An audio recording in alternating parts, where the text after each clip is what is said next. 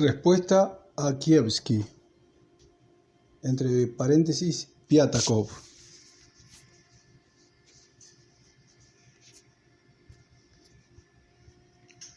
La guerra deprime y quebranta a algunos, templa y esclarece a otros, lo mismo que cada crisis en la vida de los hombres o en la historia de las naciones. Esta verdad se manifiesta en el pensamiento socialdemócrata sobre la guerra y con relación a ella. Una cosa es meditar en las causas y en el significado de una guerra imperialista originada por un capitalismo altamente desarrollado. En la táctica socialdemócrata en relación con tal guerra,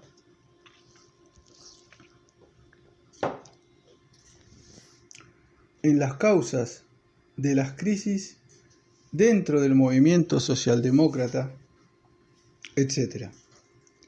Pero es completamente distinto permitir que la guerra oprima el pensamiento de uno, dejar de razonar y analizar bajo el peso de espantosas impresiones y torturantes consecuencias o particularidades de la guerra.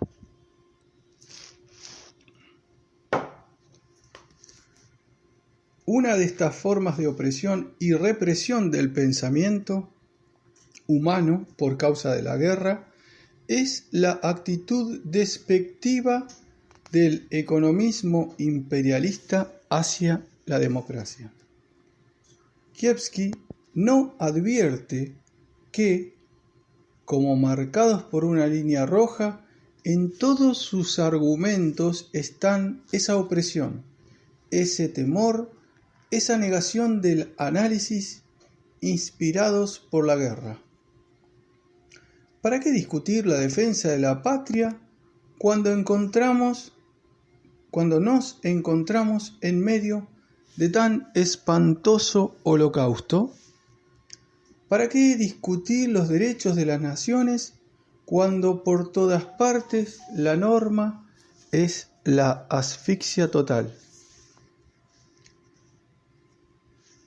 Autodeterminación e independencia de las naciones. Pero miren lo que han hecho con la independiente Grecia. ¿Para qué hablar de derechos y pensar en ellos cuando en todas partes se pisotea los derechos en interés de los militaristas?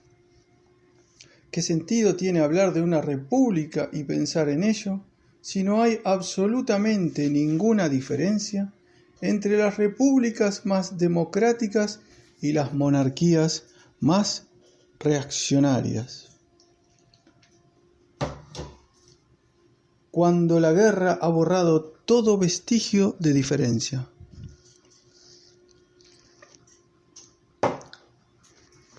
Kievski se enoja mucho cuando le observan que se ha dejado llevar por el miedo hasta el punto de negar la democracia en general. Se enoja y objeta: no estoy contra la democracia, solamente contra una reivindicación democrática que considero mala.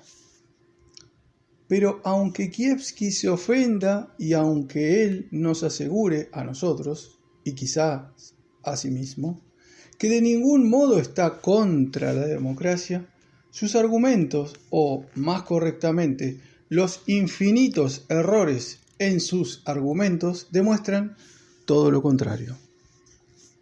La defensa de la patria es una mentira en una guerra imperialista, pero no lo es en una guerra democrática y revolucionaria. Todo discurso sobre derechos parece absurdo durante una guerra, porque toda guerra reemplaza los derechos por la violencia directa y total.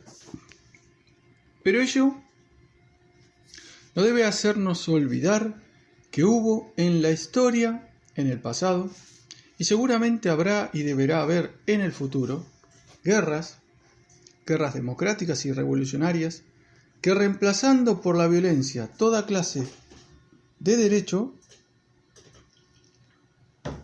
toda clase de democracia durante la guerra, sirvieron, sin embargo, por su contenido social y consecuencias a la causa de la democracia y, por consiguiente, al socialismo. El ejemplo de Grecia pareciera refutar toda autodeterminación de las naciones. Pero si uno se detiene a pensar, analizar y reflexionar acerca de esta cuestión y no se deja ensordecer por el sonido de palabras o atemorizar u oprimir por las espantosas impresiones de la guerra, entonces este ejemplo no es más serio o convincente que ridiculizar el sistema republicano, porque las repúblicas democráticas, entre comillas, las más democráticas, no solamente Francia, sino también Estados Unidos, Portugal y Suiza, han adoptado o están adoptando en el transcurso de esta guerra exactamente las mismas arbitrariedades militares que existen en Rusia. Es un hecho que la guerra imperialista borra la diferencia entre república y monarquía.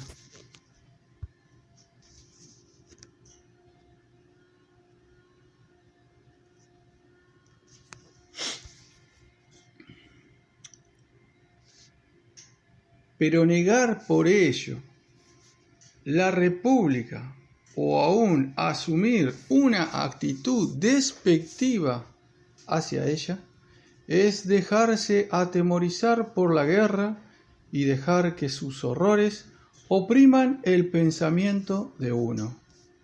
Esta es la mentalidad de muchos partidarios de la consigna del desarme, entre comillas, Roland Holst, el elemento más joven en Suiza, los izquierdistas escandinavos y otros.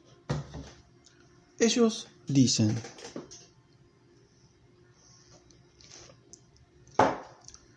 ¿para qué discutir del empleo revolucionario del ejército o de la milicia cuando en esta guerra no hay diferencia entre la milicia de las repúblicas y el ejército permanente de las monarquías, y cuando el militarismo en todas partes procede tan espantosamente?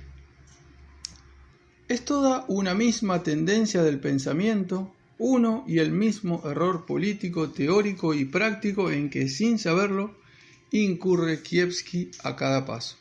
Él cree que argumenta solo contra la autodeterminación, él quiere argumentar solo contra la autodeterminación, pero el resultado, contra su voluntad y su conciencia, y esto es lo curioso, es que no aporta ni un solo argumento que no pueda aplicarse en la misma medida a la democracia en general.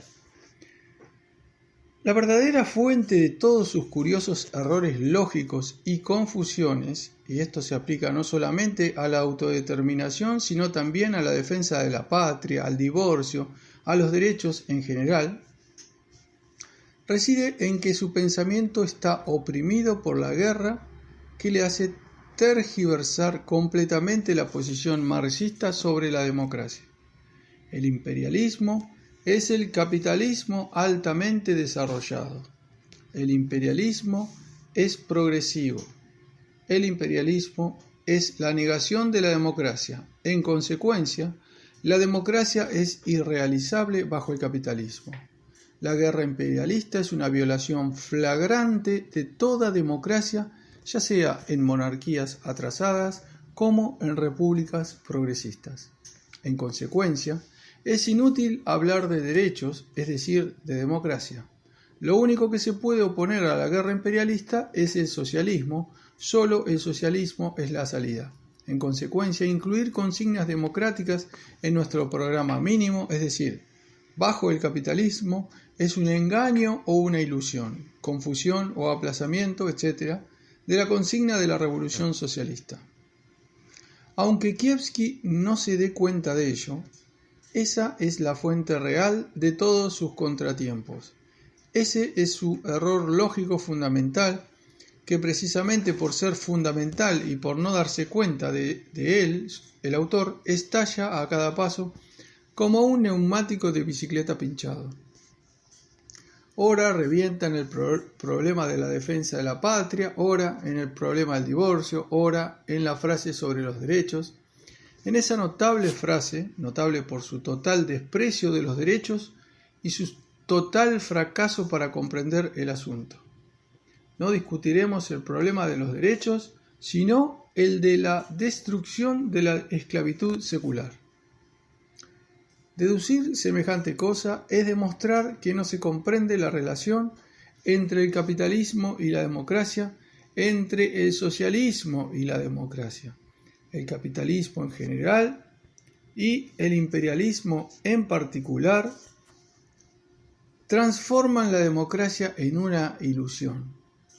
Y al mismo tiempo el capitalismo engendra aspiraciones democráticas en las masas, crea instituciones democráticas, agudiza el antagonismo entre la negación imperialista de la democracia y la aspiración de las masas a la democracia. El capitalismo y el imperialismo pueden ser derrocados solamente por la revolución económica, no pueden ser derrocados por transformaciones democráticas, aun las más ideales. Pero un proletariado no educado en la lucha por la democracia es incapaz de realizar una revolución económica. No se puede vencer el capitalismo sin tomar los bancos, sin abolir la propiedad privada de los medios de producción. Estas medidas revolucionarias no se pueden llevar, sin embargo, a la práctica sin organizar a todo el pueblo para la administración democrática de los medios de producción tomados a la burguesía, sin enrolar a toda la masa de los trabajadores, proletarios, semiproletarios y pequeños campesinos para la organización democrática de sus filas, sus fuerzas, su participación en los asuntos del Estado.